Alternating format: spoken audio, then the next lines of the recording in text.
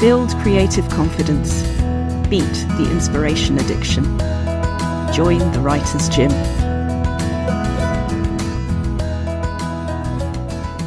Hello everybody, Rachel Knightley here, your personal trainer at the Writer's Gym. Today we have Lee Murray ONZM, Officer of the New Zealand Order of Merit. Lee is a writer, editor, poet and screenwriter from Aotearoa New Zealand, a Shirley Jackson Award and 5-time Bram Stoker Award winner, a USA Today bestselling author with more than 40 titles to her credit, including novels, collections, anthologies, nonfiction, poetry and several books for children. Lee holds a New Zealand Prime Minister's Award for Literary Achievement in Fiction and is an Honorary Literary Fellow of the New Zealand Society of Authors. Among her recent works are feature film Grafted, directed by Sasha Rainbow, horror anthology This Way Lies Madness, Cuba Press, co-edited with Dave Jeffery, and prose-poetry collection NZSA Cuba Press, prize winner Fox Spirit on a Distant Cloud, the Cuba Press. Lee, it is such a delight to have you here. Thank you so much for having me. It is 6:20 on Saturday morning, but it's a long weekend this weekend that we're recording. So I've had a day off yesterday, so it's not too bad. I am not one of those writers for whom early morning is a thing. Are you? I prefer the early morning to the night for some reason. I used to be a runner years ago, and so I'd get up early to go for a run, and I got injured about a decade or so ago, and so I haven't run since then. But, so I got in the habit of getting up early and getting certain muscles working. And so I guess writing, it's a little bit the same when you get up in the morning and you sit down to your day job, which is writing for me. Then it's just getting those muscles working. So it's very interesting you bringing up that example of how running as part of your schedule was already kind of set there. Yeah, that getting up early or getting up and getting to your desk and getting moving and getting started on things. And I used to start with exercises when I was early writing. I used to start with free writing exercises. It was something that someone else suggested just to sort of get the juice going. I know I've got a colleague who reads poetry, who just starts his day with his coffee, reading poetry, looking at the water. A very famous writer called Jonathan Mabry. But for me, I used to do free writing, and that way I could didn't matter what it was, just get it on the page. And then sometimes I could take things from that free writing, maybe make a poem, or just kind of got out the things that were kind of running around in my brain. Maybe it was a piece of writing, but sometimes it was just, I need to remember to do this later today, and I had a sort of note or something of it, and it just started the flow of words. I like getting up and going for a run, which sort of gets the blood pumping. It sort of starts the flow of words when you get to the page, get to your desk, and you can just do some free writing. I don't do that anymore. I just sort of get to my desk and just open whatever it is I'm working on and just keep going. They're all summoning rituals, really, aren't they? That's another way of looking at it, that at some point you needed the free writing to get you there. But after a certain amount of time, maybe your body and brain just understand, desk, this time, this is what happens. Yes, I think so. I think it's a little bit like children, when it's time for bed. When I was a little girl, it's time for bed, so we have our bath, we brush our teeth, and then we get into bed, and then Dad would come and read us a story or tell us a story. And there was that bedtime ritual, and then he'd tickle us, and then we'd go to bed. But it was just that thing that where Dad would read us a story, and so that was kind of the signal to your body that it's bedtime. You need to relax now. Yeah. I still do that. I still always read before bed. I think it's very rare that I just jump into bed and then not read some passage or some bit of poetry, or I have a book on the go. I usually have lots of books on the go. I read for World Fantasy last year, so it was just books galore. But I usually have a book on the go, and also I like to mark passages and things that are interesting things, like themes that I like, or especially now with it used to not be so easy with print books, but now you can also get ebooks. And so, if I read in bed, I don't always have to mess up my nice book and put a post-it note, and I don't have to have post-it notes. I can just mark it on an ebook and keep that note electronically. Because sometimes I think it's a way of analysing writing, and it's a part of, even though I'm just enjoying the reading, it's sort of part of taking notes on the things that I like, techniques that I think, oh, this is interesting. Oh, I love this turn of phrase, or this is the best sentence in this book, or something like that. And so later when I go back, it's interesting to have those notes, like when I go back to look at the book for whatever reason, if I'm writing an essay or just revisiting the story, And it's such an important thing in a spirit of permission that certainly with a lot of the beginner writers that I work with, one of the things people struggle with is that sensation of, if I'm reading something and I like this, people worry they're stealing.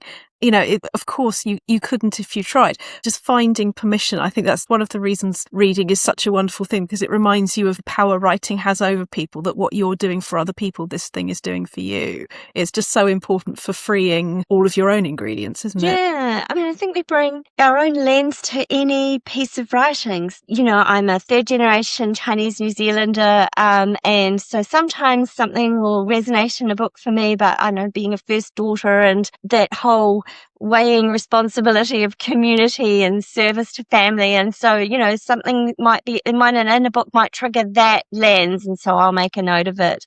I might be angry because, good fiction, good writing conjures emotion in us. So if I feel an emotion and it's worked for me, then those are probably where I'm taking the note. Because I think we all do bring that lens, whatever our lived experiences, that's going to influence how we receive a piece of writing, the things that resonate for us, whereas other people, that particular passage is probably, oh, I just read that, it was part of the plot and just carried on. I think that the lens that we bring to a reading experience will impact the way we write, the things we take from a text, and you've just got to be reading. If you're not reading and you're not reading widely, then how can you write? How can you understand how important and wonderful writing is if you're not reading? Yeah, it's so varied. And so, sure, there's some technical things, right? It's good to know about filtering, and it's good to know the techniques of show, not tell, and how to do a transition, and, why something looks clunky. There is some really good tools out there. But after that, there's so much freedom in how you write and the way you express yourself that is so unique to you. I think that's true. And it can still change. It's fluid. That's the other thing I learned really early on, is that, writing is so fluid. You can just go back and change it. That's a wonderful thing. It's not set in stone. It's not, you don't, this is the final version. I mean, I think that's the joke, isn't that it? Mythical beast. Yeah, final dot X. Oh my goodness, absolutely. You mentioned that you have an early memory of your father reading to you at bedtime, and you've also mentioned how I sense sort of family and history and different countries, different traditions that are sort of filtered through to us. I feel like that's been a source of not necessarily just inspiration, but a sort of call to action for you, that there's a lot of social action and there's a lot of the power that writing has in being seen as a writer. I'm wondering how early that started. Did you know you were a writer when you were hearing those stories from your dad? Yeah, I love, Dad's amazing storyteller. He used to make up incredible, I've just got to get some of those stories down, because he used to just make up these amazing stories. Horace and Aristotle were two little frogs that lived at the bottom of our street and in the river, and they were like these two, they were bumbling and not very clever, and I didn't know who Horace and Aristotle was in those days. It's just two names. Do you now see them as frogs forever? Are they animals to you forever now when you see those names? Yeah. And they were just these great little, full of daring do and sort of bumbling little frogs, but they do have all these wonderful adventures, like how do you get across the road when you're a little frog? And there are cars going past, and they would scoot across on a piece of cardboard, and then how do you get to the counter at the ice cream store? They're all of those things, and they're just great little buddies that helped each other and problem solved, and that's kind of what storytelling is. There's a complication and then you solve it, and a complication and you solve it, and you find out about the character on the way. So I learned so much about storytelling from Dad. And also he had a character called Professor Morgan with a Zizbert machine, which was kind of like all the Thunderbirds put together. And Professor Morgan the mayor would come. He had this little workshop in his garage, which had a lot of the things that my dad had in his garage, bits of old wire and pieces of wood and barbecue plates and all the sorts of things. And Dad would write these stories about how Professor Morgan would take a zizburp and go around the world and solve the problems of the world. And when it moved, it went zizburp. Zzzz, burp. And so, we loved that because Dad would make all these wonderful noises, and it was all about problem solving and helping other people and, being the hero of the story. It doesn't matter how flawed and a little bit bumbling you were. Professor Morgan was a bit absent. I just got to say my dad's name was Morgan, so of course he had to put himself in the story. And that's the other thing that I think I was slow to learn this. You need to put yourself in the story. When I was growing up, there were no stories. There was nothing that had a little Chinese New Zealand girl, living her life. There was no stories that I could identify with that told my story, that represented me. There kind of still isn't, and it's getting better. There, Asian storytellers in New Zealand doing some incredible things, but there was nothing to represent my lived experience. And so if I want to be in the story, I have to write it myself. Which is probably the best career advice anyone could ever give or receive, because when we don't see our place in the world, it can be so easy to think, oh, all right, sorry, and withdraw. But having writers who recognise that that was what they needed and went out and created it, it is such an important thing. Such an act of bravery, actually, because you're putting yourself in the story.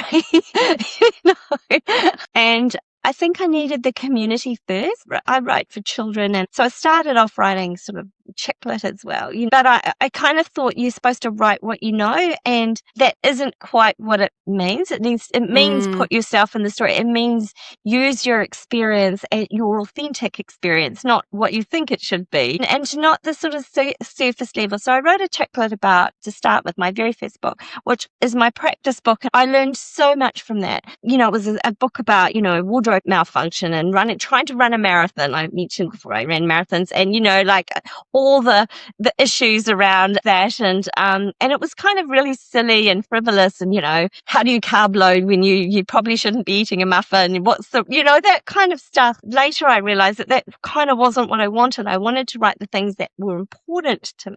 So I learned a lot from that book. I learned that what I didn't want to write. And there was nothing wrong. Look, if you want to read chick lit and be totally immersed in some wonderful beach escapism or whatever, that's perfectly fine. That's an absolutely valid reason for reading. But I wanted to connect in a different way with readers. I think that's the thing. And so, you've talked about This Way Lies Madness, and I've suffered from, I'm an anxious little piglet, and I've suffered from sort of anxiety and depression all the time. And I feel strongly about connecting with people in that way. I'm not a serial killer. I'm not a monster. I'm just this ordinary person who struggles every day with my mental health. And so there are other people out there that feel that way too. We're just folks. And so I feel like reading and writing have this incredible power to connect people across the globe in different walks of life for different reasons. I'm so glad we are having this conversation because, as you know, with the writing coaching, it's not like you've got writing over here and everything in your brain over here, and there's this brilliant thick wall between the two, and then I wonder why I'm blocked. I have known people not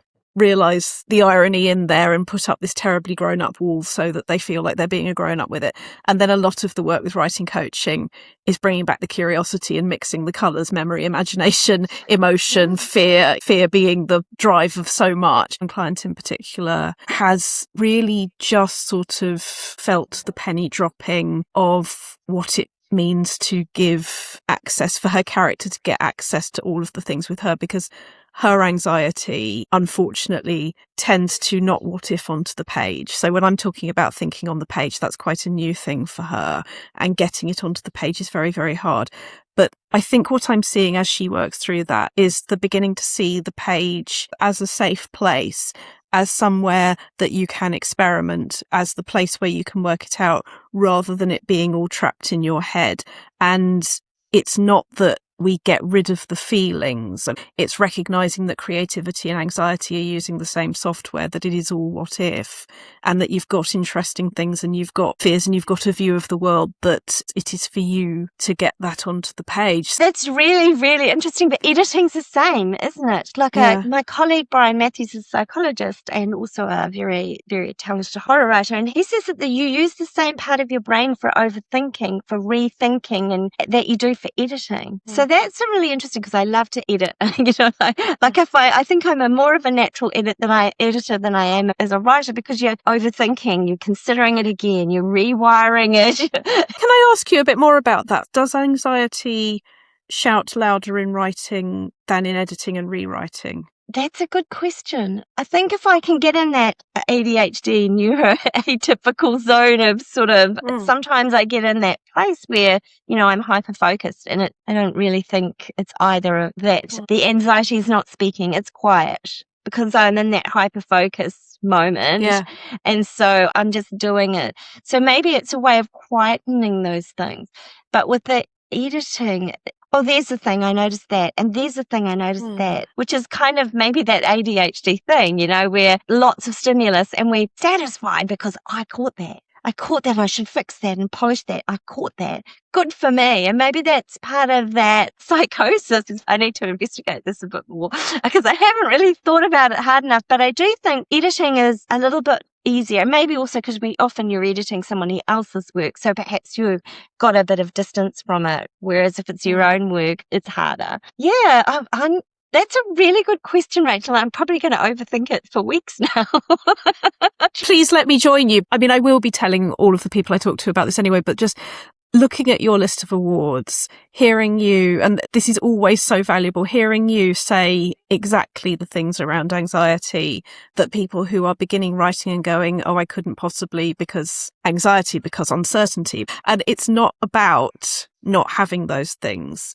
It's about allowing your voice to be your own, bringing it into your life. What can you use from that? Stephanie Wojtowicz is a horror poet from the United States, and she does a wonderful workshop. And if you get an opportunity to do it, I really would recommend it. It's called Writing from Your Trauma, and talking about writing poetry. And for me, I've been slow to come to poetry. Someone told me very early in my career that I wasn't a poet and that I should stick to my knitting, which was prose.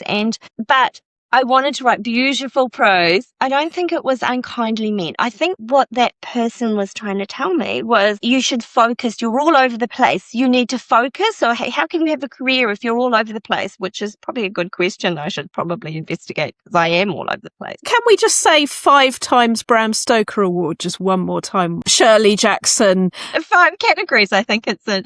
So all over the place. I'm going to whinge about this for one more minute. It's so useful for people to hear that the awards stack up and the should fairies are still flying around your head. I wrote a thing called Shooting the Should Fairies a long time back now, and that's how I see them. So I do write poetry now, and I do call myself a poet. It's funny, I didn't really call myself a poet really until, I got one of those Bram Stokers. And that's the thing, I thought I had to stick to my knitting. I thought I should be a writer of prose. But actually, I kind of think that poetry is the essence of beautiful writing. It's the imagery, it's the metaphor, it's those unusual structures that pull us in. And so I would go to all these wonderful workshops by my colleagues, about how to make beautiful poetry, which I would try and to infuse into my prose to make my prose sing. But I went to this particular one where Stephanie sort of explains how you can draw from your trauma in order to serve your writing in ways that are beautiful but also visceral and ugly, because poetry is all about feeling, isn't it? And feeling needs to not have to be beautiful. That is the beauty. Yes. And so it was so freeing when you meet colleagues who can sort of say, hey, you can do this, it's okay. For some reason we all kind of need permission. What is it with writers that we need permission? And what is it with writers that we for so long think the permission we're looking for can come from somebody else? So we'll be looking for it. And this is why listening to you is so lovely, because when you were talking about the running and then using that time, I can hear that you have found the getting of permission from the self. Well, no, not really. Not entirely. Well, never entirely. You're a human being. No, it's just, well, I think there are other aspects to it, and I think we need to think of the sort of practical. So my dad said, "Oh, don't be a writer, darling, because you can't make a living from writing." He's kind of right for most of us, like it's really, really hard to make a living in this business. And so I went off and got a proper job. I became a scientist, and I did a couple of degrees in science, and I got a management degree, and because that's a proper job, like it's a proper, not the arts, which is sort of all kind of airy-fairy and creative. So that voice is still here? Yeah. That it's not a proper job, darling, sort of thing? Well, how many people, it's a hobby. People talk to you when you meet them. You say you're a writer, and they go, "Oh, I like to write it. Oh, I do a bit of..."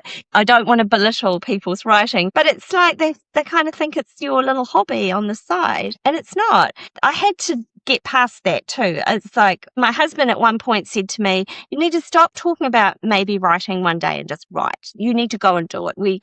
And that was wonderful too. He gave me permission, partly because we were in a, he had a good job at the time and the kids were in school. I needed to be home because my youngest has very severe ADHD and autism and really was struggling. So we decided that I would be home to sort of support his learning. And then there was a little bit of time when the kids were at school, that kind of thing. And Dave said to me, "You should just stop talking about it and just write.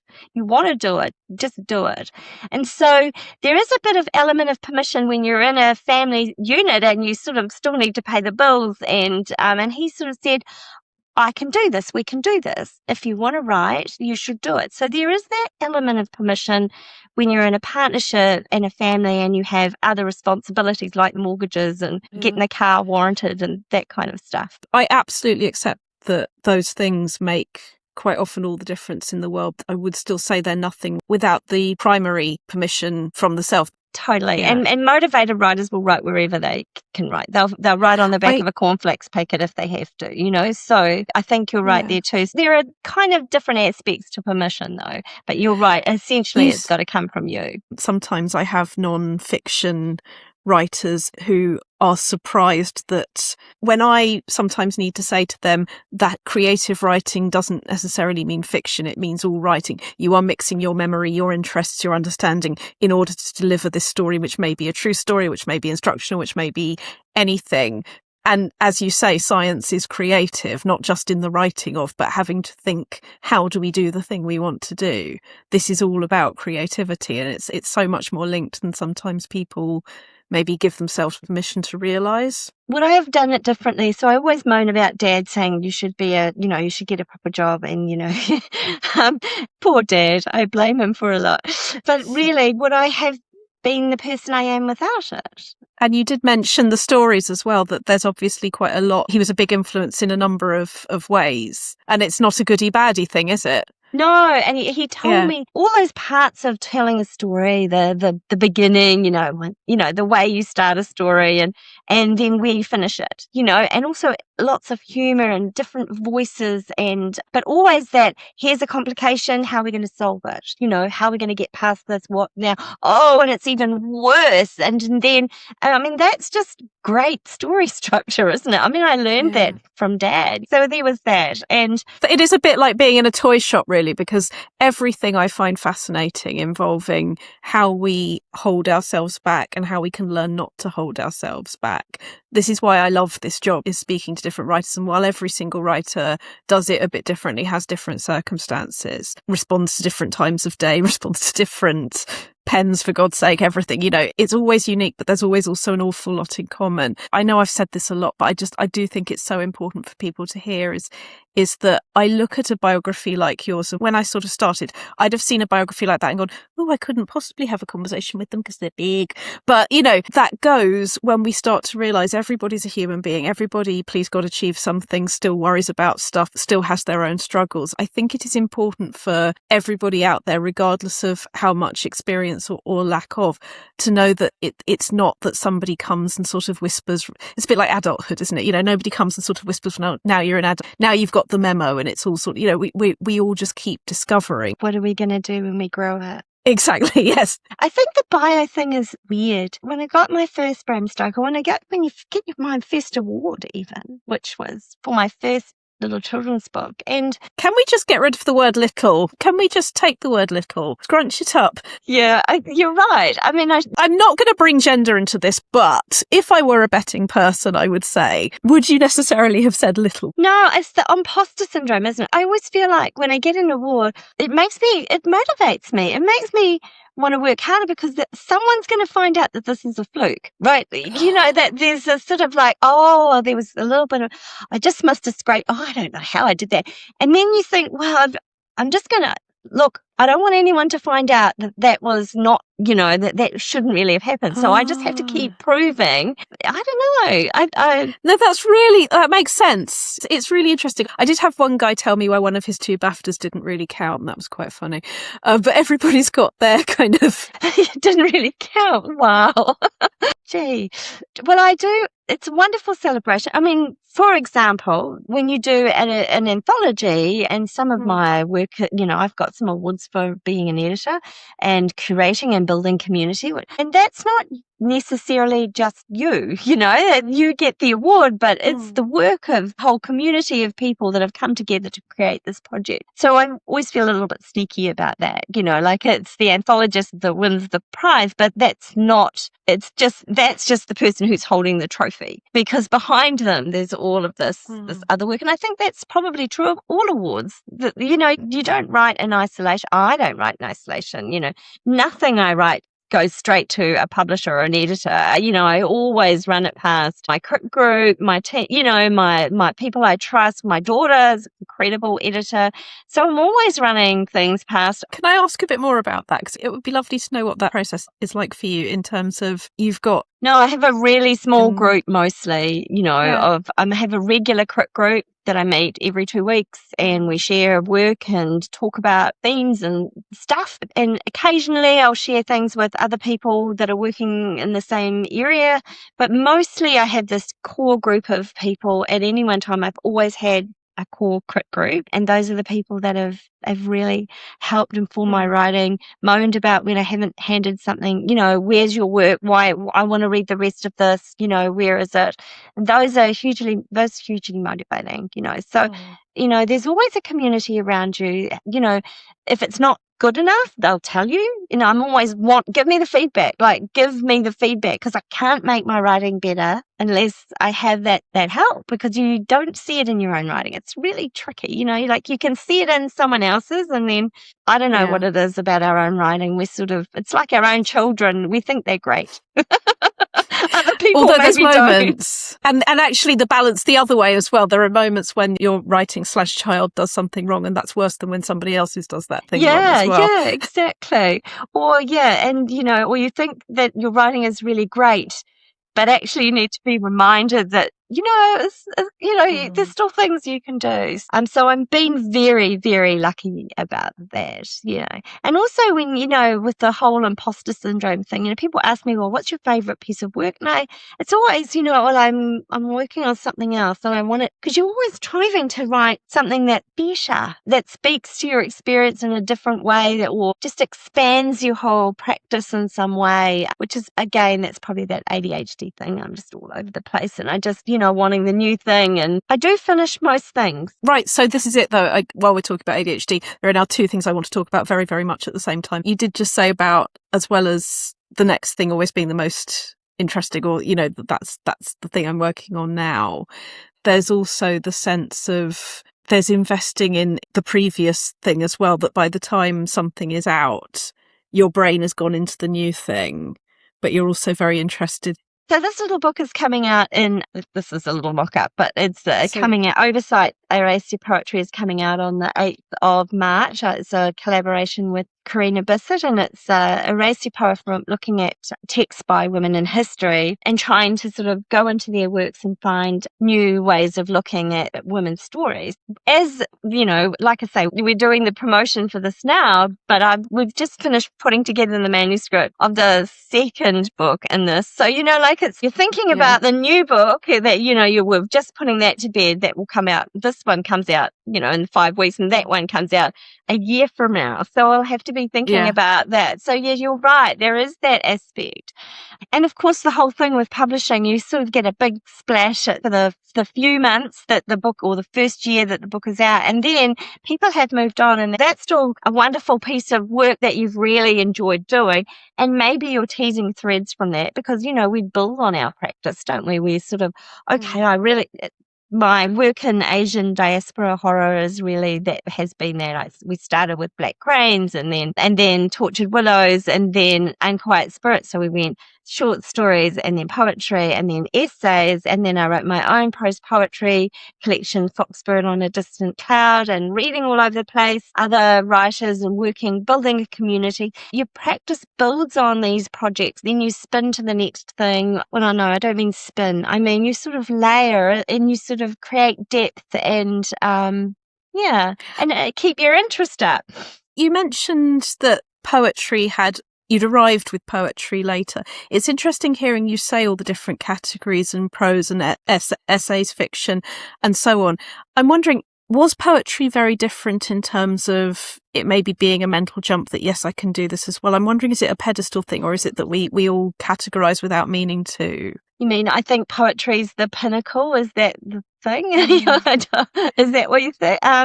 My thing was that I'm afraid I was one of the multitude of I didn't know I liked horror until I was in my early 30s, even though all of my favourite novels were 19th century Gothic. I was that idiot that you're talking about in that wonderful essay on Medium about, just thinking, oh no, I don't like horror, because we think at the time that horror just means limbs falling off. So then I was dared by my now partner to write a horror story. It won first prize in now dearly departed Writers Forum magazine, and it was a really comfortable, really right voice to write in that I'd found. And then I ended up with Black Shack Books within a couple of years of that. One of the reasons I'm very glad that happened to me is it does make me aware of any time we think I'm not the kind of writer who, regardless of where that's coming from, regardless of whether that's a sort of assumption about a genre or a pedestal, or whether we're looking at something being impressive. I think I hope I've got a mission in my head to spot things like that and rip them to shreds, really, just be every kind of writer, do whatever interests you. Yeah, we kind of, look, even just stepping into writing and writing fiction, because I'd come from science and I'd been writing papers and, essays and, and that's all about rigor and even qualitative, I came from science, like hard, so sciences. And so you look at social sciences with qualitative research methods and you think, oh, that's a bit airy-fairy. So I had a really hard lesson to learn. And, when you see people, you'll probably see this in your practice, Rachel, who have moving from, say, journalism or fiction or, non-fiction writing to try and sort of bridge the gap and maybe do some creative writing or hyperfiction, and how hard that is to get into that storytelling mode, that sort of show not tell, to get into the feelings with nonfiction. In some cases, because in my head as a scientist, I kind of thought, oh, well, that's okay. Because nonfiction, I even said this to a very famous essayist. I said, yes, but nonfiction, you just put the facts in. You don't have to put yourself in there. So now I'm kicking, I just cannot believe I said that. Talk about naive, Of course you have to put yourself in the writing. If you don't, it doesn't resonate for anyone. But anyway, so there's a lot of unlearning to do because of all of these institutions that we come through. And we're socialized in this way by dad, get a proper job. And then you're socialized by, I came through science. So your writing needs to be rigorous. It has to be backed up by citations and, which of course it does. But, you can also write it in a beautiful way. It doesn't have to be a hard sentence. It's rediscovering that joy, isn't it? Yeah. Rediscovering the joy, but really the curiosity. I put poetry in everything. I write essays, I put poetry in. I write forwards to people's books, I put poetry. A poem can go anywhere. Look, it's very interesting. And also, here's the thing, again, permission. I just do it. It's like, do it and ask permission afterwards. I'm lucky to have worked with some really great editors who are really open to innovative things, because I have put in whole prose poems and said, here's a story. It depends what you call a story, but they've said, oh, okay, that's a lyrical way of writing. Or I've written, put poems into, action adventure stories. And, like you just give yourself permission. You could just dare to have a go. I think that's. Have a go. And that applies to life off the page as well. I realise we haven't talked about you being an ONZM because I was new to it. So I'm sure other people will be new to it. So this behind me, that I can't move my camera because it's on the screen, but that there is the warrant that came from the Governor General. So that's basically the warrant of my medal. And here is the medal from the King. Wow. Yeah. If anyone is not watching on YouTube, I suggest they go over to YouTube for this bit and come back afterwards. So that is for, I don't know. I'm pretty sure in New Zealand I am the only person who has an Officer of the New Zealand Order of Merit for services to speculative fiction and horror. So I'm super proud of that. So that I got that for, basically for work in the community and supporting our literary community. And can you tell us a bit more about that, about what you did and do? Oh, I think it's a lot of mentorship work. For 10 years, I worked with my colleague and we ran something called Young New Zealand Writers, which sort of offered writing and publishing opportunities for young people. And I think we did 18 anthologies and a couple of, new first-time novelists. And we ran writing competitions and workshops, and one-day workshops once a year, but we wrote 2 writing competitions for secondary school students every year, and we had up to 1,000 entries, and we wrote individual feedback for every student who submitted a story to us. So that was just a massive task for a decade. And then COVID hit and it sort of got very difficult. So COVID, we ran one online series of workshops, and then we had to we put it aside. And then after COVID, we shelved that because we were a bit exhausted. But yeah, and that was just all colleagues and just all unpaid, not for profit. So I think that had a lot to do with it, and a lot of my mentorship work and just community building, I think. And sort of also, here's the rub: when you live in New Zealand, nobody knows you. You're so far away, you can't get to anything. Speculative fiction, genre fiction, we don't have a lot of, there's a stigma, isn't it? That whole horror thing. Oh, you're not you. Yeah. You could be an ex-murderer. We won't invite you. And so, there isn't, I'm not legit, we're not legit. We're not proper writers. And when you write genre. This is such an important thing, or it certainly has been for me and for many of my clients, that the wonderful thing that horror offers is it is the natural home for taking that torch and shining it into the corner of your mind where previously you would have gone, I don't know what's there, so I'm not going to go there. It's the healthiest thing that you can do for anxiety and depression. It has made me a more confident, in the true sense, as in interested in the flow state rather than what does it say about me. It's such a positive force, and the thing is that this is not new knowledge. Humanity has known that. The reason the Gothic was there, the reason that Romanticism, that all of the books they were happily giving us at school, everything has key horror elements for when people are discovering who they truly are, what they're truly made of, and yet there is this stigma. Just terribly sad. Well, I mean, if it's Macbeth, it's okay because that's, yeah, these stigma things are interesting, isn't it? It's just it's a little bit like if you're an Indigenous person, like if you're a Maori person and you talk about Maori storytelling, or that's just kind of folklore or myth, and if it's European mythology, we call it classic. We sort of have a different language for what we think is legitimate, don't we? And I think that's a part of the problem. But yes, I think there's so much to be, not just putting the things on the page in order to exercise our own demons, but also when you do that, and someone else sees that and reads that and thinks, I'm not the only one who feels like this. And we aren't the only one who feel like this, Rachel. If we're feeling this anxiousness, and I mean, especially in the world at the moment with so much going on, and overwhelm, I think other people can read that and feel a little bit of solace because, you know what, I'm not all by myself feeling like this. There are other people that feel this way. And that is hugely freeing. I think, and it's kind of driven a bit my practice is like, we need to put ourselves on the page. And I haven't been brave about this. It wasn't until I got that horror community around me saying, sure, you should do this. Because, horror is subversive. It's progressive and transgressive and all of these words that inclusive. And I think that having the community around you saying, you can do this. It's okay. Like try that, see how it feels. Other people are probably feeling that way. And that connection is and then that just gives you that little bit of bravery to take that next step and the next step and the next step. And also, I think I've been a little bit lucky because when you write yourself, there is nobody like you, exactly like you. And so there's your place in the world, straight away, there's your place, there's your story, that is unique and different and special, and people will find the universality in it. I don't know if that's a word, but you know what I'm saying. People will find the connections, the nodes. The more specific we are, the more universal we are, absolutely. And this is why it's important to dig for it, and it's important to make that space and time.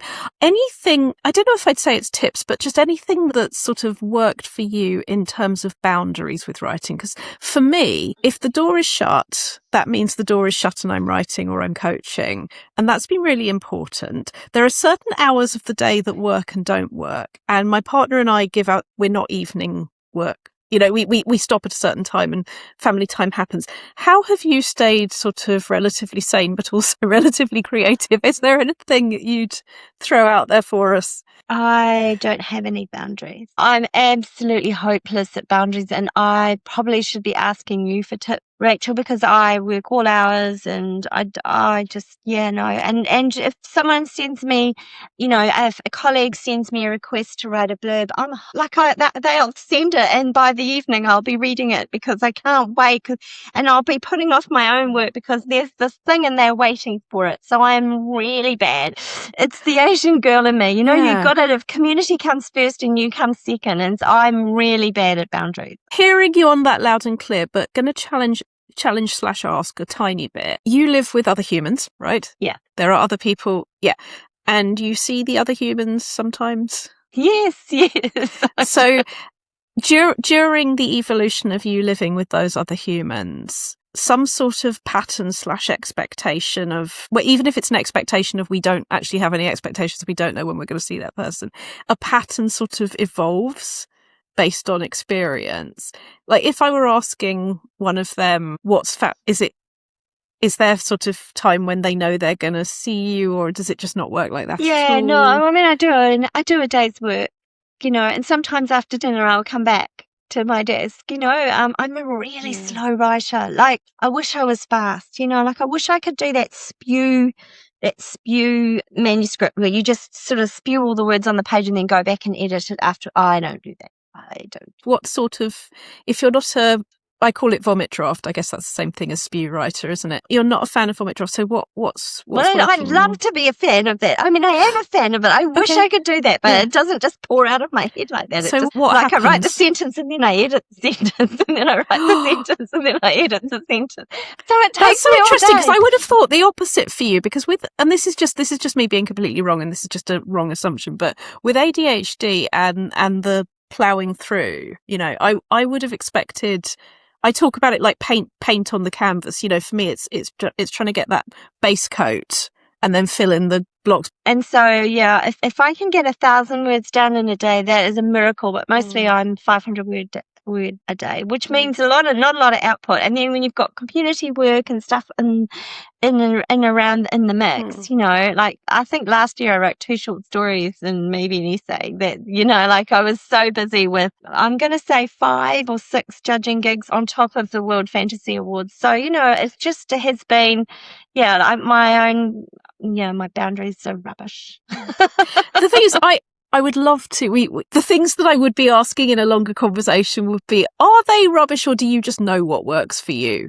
Because not every relationship communicates through communication. Some relationships communicate through action. I'm a massive talky person. My partner, left to his own devices, he is not a talky person. He is a do it and hope that people understand. So we've sort of adjusted based on that. And I'm just wondering, is it that, or is it I mean, don't get me wrong, I don't think any of us do it perfectly. There's always stuff we can choose to do more of, and I have every respect for wanting more boundaries, and that's completely fine. But I'm just wondering if it is that you need them, or is it that you actually know what works for you and you've got your space and you've got your world, your writing nook world. Look, I do finish things. Mostly I finish. I've got a novel that's sitting there that I can't work out. It's a pantsed novel, and I've got my character into some. He's hanging off a helicopter somewhere, and I just don't know what to do next. So he's been sitting there tapping his watch. Yeah, he's been there about a decade, and I'm probably not going back to him. But, and I've got a couple of poetry projects on the go, and I've got some pitches for ideas for things that I'd like to work on. And, but generally, once I start something, I usually finish it. If I start on a novel, I generally finish it. If I started, a poetry collection, I don't have hundreds of manuscripts sitting around half done. I've got quite a few funding applications for projects, where you've written 10,000 words just to get to say, this is what the project will look like, that haven't gone anywhere. But basically I've got, mostly I finish things. So maybe it doesn't matter. Maybe the fact is that if someone gives me a commission to write a short story, then I get the short story done. It's rare that I don't deliver. See, this for me is the permission thing, right? That there are people out there who maybe don't have any boundaries around their writing time or their expectation to go and do their 500 words a day. And they are not finishing things. What I'm hearing here is someone who is saying they have no boundaries, but has made space for writing in their home, has made space for writing in their time, understands, which you very clearly do very deeply, that it's not going to happen unless you happen to it and you finish things. Yeah. And that for me is the difference. It's people who know it's their, A, they need to finish things, and B, they need to finish things, that the thing isn't going to finish itself. That's what beating the inspiration addiction is about. Build creative confidence, beat the inspiration addiction, join the writer's gym. It's about knowing that you don't need to wait until you feel perfectly confident or like you've got all the time in the world before you turn up to the desk. Oh, you mean like those people who rush to do their housework when they're supposed to be writing? Those people, writers supposed to have the cleanest houses, right? Because you got to make sure the laundry's done before you sit down and start writing, because you have to clear your laundry basket before you've got a clean page. I totally get that. No, I don't do that. No, the laundry can wait, so that's okay. I don't mind that. Now that is the writing tip to end all writing tips. The laundry can wait. It'll still be there tomorrow, the laundry. Do you know, I had to write a bio the other day which had a couple of lines of whimsy in it, and Lee likes hokey pokey ice cream, and I really struggled to write those, a couple of lines of whimsy, and I was thinking when I was trying to write these couple of lines of whimsy, oh my gosh, how that added, all work and no play makes Jack a dull boy. And I thought, oh my gosh, I'm so boring. So all my fun and all the things I do are all around writing. And so I need to, broaden that a little bit, to, family and that kind of thing. Is that need to? Is that a want to? Or is that a should fairy? Because to me, it's the word hobby is the problem, where people go, my work is over here, my hobby is over here, and all work is writing. That, to me, as a freelancer, the absolute gold standard of how to have a working life is for it to be about the stuff that we love doing. And I'm just thinking, if your hobbies are your work... I mean, God knows it's great to bring in other stuff. Like, I'm a terribly bad beginner guitarist, and I also paint and draw, and I do other things. But what it's all about is your career reflecting who you truly are. But I don't. It isn't I don't really usually talk about it as a career. I just say I'm a writer because it's me. But when you go to when you go to some kind of function, and that's all I have to talk about. You've won an Order of Merit, not just for writing, but for making writing make social change. You're a writer, editor, poet, and screenwriter. You're a Shirley Jackson Award and Bram Stoker Award winner. You're a USA Today bestseller with 40 titles to her credit. I'm not going to keep going because I think people get the idea right now. And I just want to wave a massive flag for the fact that we will have a go at ourselves regardless. Yeah. You could win another 10 of everything. I don't know if legally you can do that with the medals, but in theory, you could get another 10 of everything. You're still going to be having a go at yourself because you're a human being. Yeah. What I'm saying about it is I'd like a bit more balance maybe, so I have other things to talk about at parties, other than, because when I came to World Fantasy last year, I went and saw some friends that I hadn't seen for 30 years because I did live in the UK for a short time. And I went to France afterwards and saw some friends there. And, people go, "Oh, you're a writer?" And I go, "Yes." And then they say, "Well, you've been writing horror." And I go, "Oh, I've been writing horror." And they go, "Oh, I don't read that." And so then I have nothing else to say because they have completely dismissed me. It's the whole essay. I don't read horror, and other weird tales. I've completely dismissed me out of hand. You've got nothing to speak to me about. You've got nothing to say that I want to hear because I don't read that stuff. And so I felt a little, and these are dear friends, and just. And the thing is that if you're playing the long game, I don't know if you do this. I'm guessing you've done this from time to time, but playing the long game of, did you not read? Or, I noticed you like that book. What about the key plot point with? And then they realise they do like horror. Do we get an introduction to the dog? Because I hear a dog. Say hello, Bella. Oh, hello. Please introduce us. This is Bella. Hello, Bella. Say hello. No, she can't see the screen. They're hopeless at dogs with the screen. Please give her an extra stroke from me. She sits in the small of my back and makes a nice little lumbar cushion. Yeah. What breed is she? She's a Sioux, so cross between a Jack Russell and a Shih Tzu. Yeah. Lee Murray, thank you so much for joining the Writers' Gym and bringing Bella. Thank you for having me. It's been a joy. Thanks so much, Rachel. You've visited the Writers' Gym with author and coach Dr Rachel Knightley. Production and sound design are by Ashley Lexine, and theme music is by Chris Gregory. To join a Writers' Gym workout online or in London, as a guest or as a member, visit writersgym.com or email thewritersgym@rachelknightley.com.